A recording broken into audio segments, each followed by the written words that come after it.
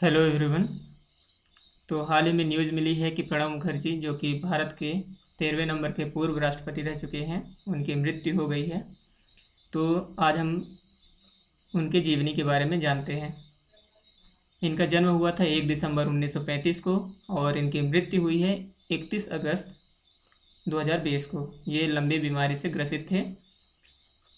बात करें इनके कुछ सम्मान की तो न्यूयॉर्क से प्रकाशित पत्रिका यूरोमनी के एक सर्वेक्षण के अनुसार वर्ष 1984 में दुनिया के 5 सर्वोत्तम वित्त मंत्रियों में से एक प्रणब मुखर्जी भी थे।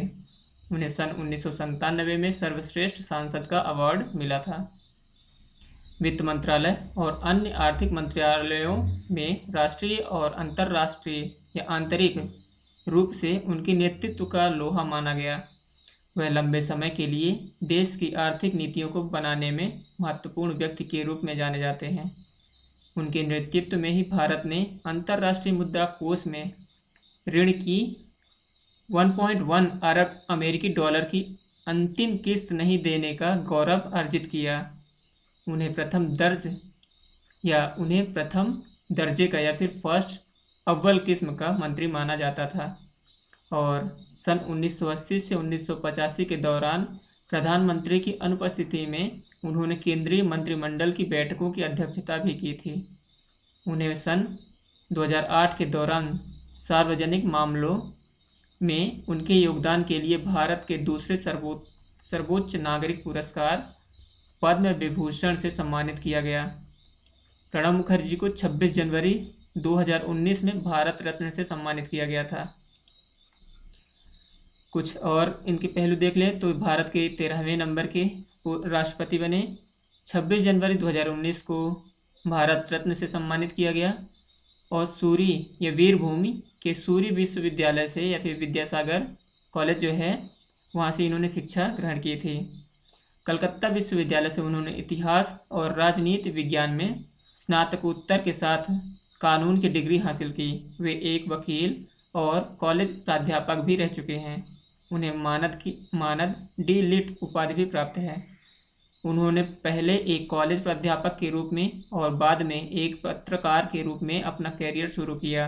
वे बांग्ला प्रकाशन संस्थान देशेर डाक या फिर इसको ये बांग्ला है तो इस हिंदी में बात करें तो ये हो जाएगी मातृभूमि की पुकार में भी काम कर चुके हैं। प्रणब मुखर्जी बंगीय साहित्य परिषद के ट्रस्टी एवं अखिल भारत बंग इतिहास सम्मेलन के अध्यक्ष भी रहे। इनका संसदीय करियर करीब 5 दशक पुराना है, जो 1969 में कांग्रेस पार्टी के राज्यसभा सदस्य के रूप में, ये जो कि उच्च सदन कहलाता है, से शुरू हुआ था। वे 1975, 1981, 1993 और 1999 में फिर से चुने गए। 1973 में वे औद्योगिक विकास मंत्री या औद्योगिक विकास विभाग के केंद्रीय उप मंत्री के रूप में मंत्रिमंडल में शामिल हुए थे। वे सन 1982 से 1984 तक कई कैबिनेट पदों के लिए चुने जाते रहे और सन 1984 में भारत के वित्त मंत्री बने। सन 1984 में यूरोमनी पत्रिका के एक सर्वेक्षण में उनका विश्व के सबसे अच्छे वित्त मंत्री के रूप में मूल्यांकन किया गया। उनका कार्यकाल भारत के अंतर्राष्ट्रीय मुद्रा कोष IMF के ऋण की 1.1 अरब अमेरिकी डॉलर की आखिरी किस्त नहीं अदा कर पाने के लिए उल्लेखनीय रहा। वित्त मंत्री के रूप में प्रणब मुखर्जी के कार्यकाल के दौरान डॉक्टर मनमोहन सिंह भारतीय रिजर्व बैंक के गवर्नर थे।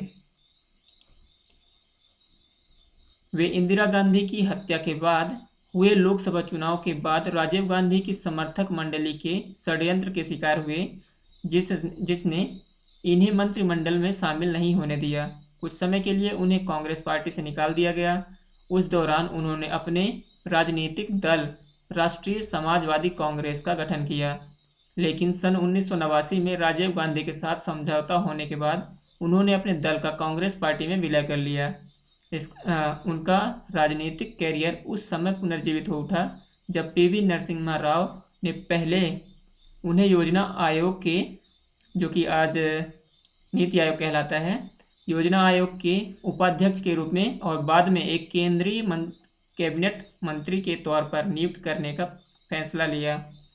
उन्होंने राव के मंत्रिमंडल में 1995 से 1996 तक पहली बार विदेश मंत्री के रूप में कार्य किया। 1997 में उन्हें उत्कृष्ट सांसद चुना गया था। सन 1985 के बाद 1985 के बाद से वह कांग्रेस की पश्चिम बंगाल राज्य इकाई के भी अध्यक्ष हैं या अध्यक्ष थे, अब तो नहीं रहे।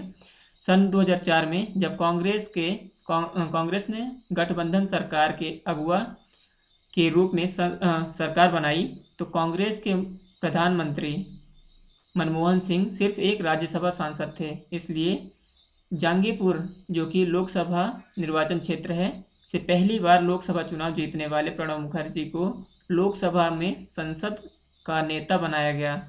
उन्हें रक्षा मंत्री, वित्त मंत्री, विदेश विषयक मंत्रालय, राजस्व, नौवहन, परिवहन, संचार, आर्थिक, वाणिज्य, उद्योग और विभिन्न महत्वपूर्ण मंत्रालयों के मंत्री होने का गौरव भी हासिल है। 10 अक्टूबर 2008 को मुखर्जी और अमेरिकी विदेश सचिव कोंडोलीजा राइस ने धारा 123 समझौते पर हस्ताक्षर किए। वे अंतर्राष्ट्रीय मुद्रा कोष के विश्व बैंक, एशियाई विकास बैंक और अफ्रीकी विकास बैंक के प्रकाशक बोर्ड के सदस्य भी थे। सन 1984 में उन्होंने IMF और विश्व बैंक से जुड़े ग्रुप 24 की बैठक की अध्यक्षता की थी।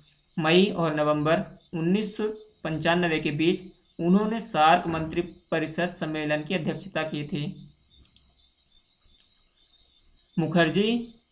प्रणब मुखर्जी की खुद की छवि पाक साफ है, परंतु सन 1998 में रेडिफकॉम को दिए गए एक साक्षात्कार में उनसे जब कांग्रेस सरकार, जिसमें वह विदेश मंत्री थे, पर लगे भ्रष्टाचार के बारे में पूछा गया तो उन्होंने कहा, भ्रष्टाचार एक मुद्दा है। घोषणा पत्र में हमने इससे निपटने की बात कही है, लेकिन मैं यह कहते हुए क्षमा चाहता हूं कि ये घोटाला केवल कांग्रेस या कांग्रेस सरकार तक ही सीमित नहीं है।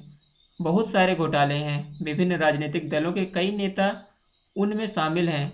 तो यह कहना काफ़ी सरल है कि कांग्रेस सरकार भी इस घोटाले में शामिल थी। Rest in peace.